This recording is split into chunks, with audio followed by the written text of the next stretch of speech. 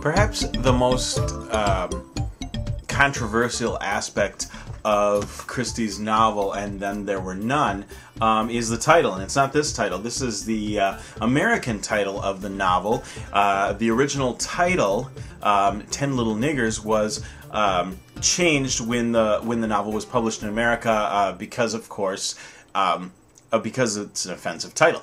And the story gets its title, of course, from the original song or nursery rhyme, which was originally an American song entitled 10 Little Indians and referred to Native American Indians as a group. Then it made its way to England, and in the minstrel shows and music halls it took on its more derogatory based title. And so this becomes a bit of a problem in the story, or in approaching the work. So how do we deal with our enjoyment of a novel whose title or original title or the premise behind it is steeped in racism and a colonial kind of idea of superiority?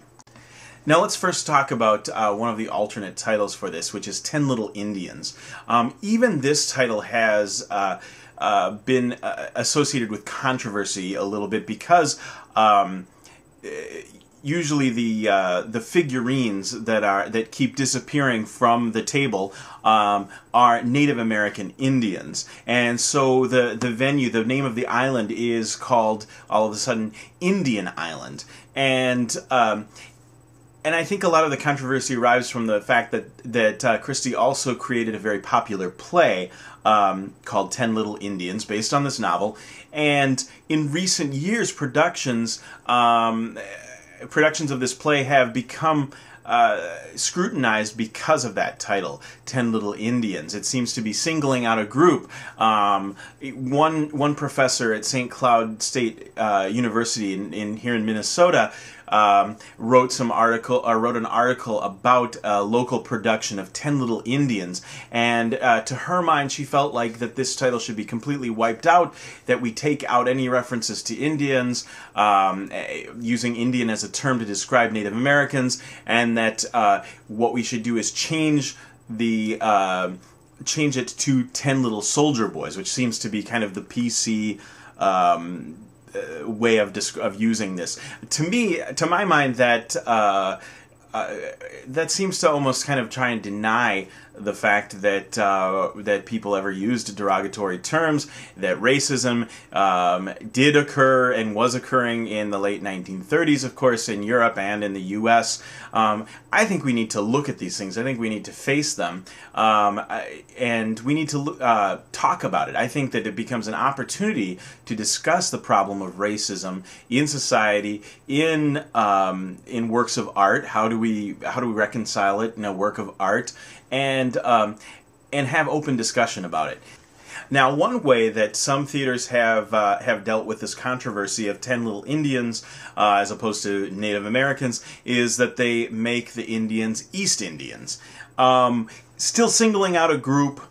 And I don't know that singling out a particular group is as much the problem as is a term offensive. And using the N-word, I think, is a far more offensive term than the term Indian, which is more of an inaccurate term if you're describing Native Americans.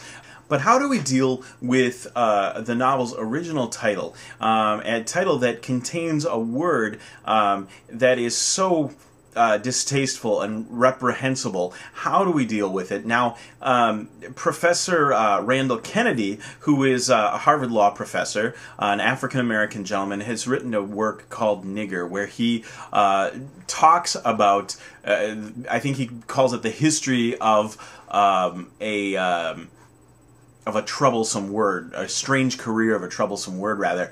And he kind of goes through the history and even mentions Christie's novel and the fact that in 1940, when the novel was being published in America, that there was strong reaction to the title and that it needed to be changed, and that's why we have the title "And Then There Were None," which, to my mind anyway, is a much better title. It's not offensive, and it also is it's a more provocative title in terms of the mystery subgenre.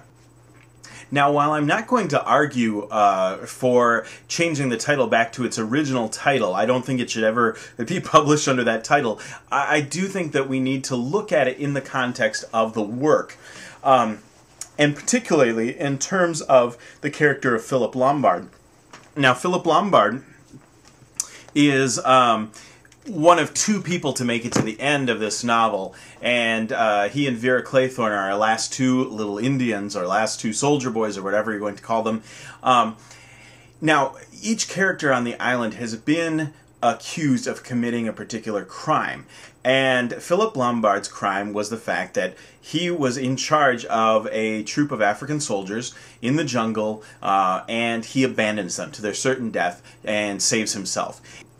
Now, Lombard's justification of his act is simply to say that he wanted to save himself, but also he says natives don't mind so much. Natives don't mind dying as much as we do. We being apparently British, the colonials. And it's a horrible attitude. And but what I think is happening in this novel, Christie gives us this interesting image. She could have had him abandon a troop of British soldiers. We could have had him just abandon a fellow soldier. But she makes a point of making them African soldiers, and the religious spinster Emily Brent, who is, I believe, the sixth person to die, she says to him, well, they're our brothers and sisters. They're still human beings. They're individuals. They have a right to live. And she's... it's a surprising statement to come from a woman who as loathsome as this character is, but she does make a good point. We're talking about people here. We aren't talking about some anonymous group.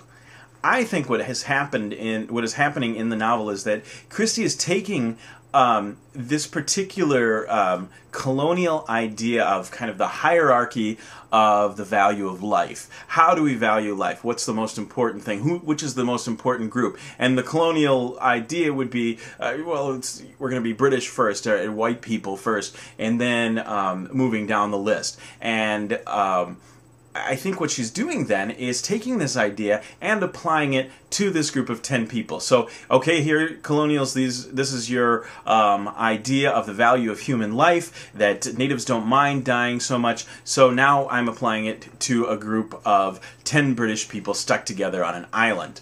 Now your lives don't matter. Now you're going to die one by one. You're isolated, you're cut off from the rest of the world, no one cares what happens to you. So I think that that's kind of the take that she's going with. Certainly, Christie is a product of her times. Living in England, as we've seen in prior novels, there's certainly a strain of racism and prejudice that come through. But I think here she is being a little bit more clever. I think that she's applying this idea to these 10 people. I think what Christie's doing is that she's taking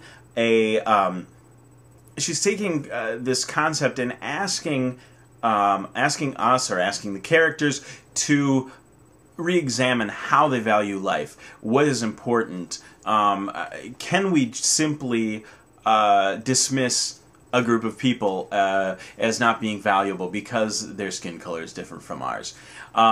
Certainly that's not the main plot of this novel, but I think it's an important question that she raises within the novel.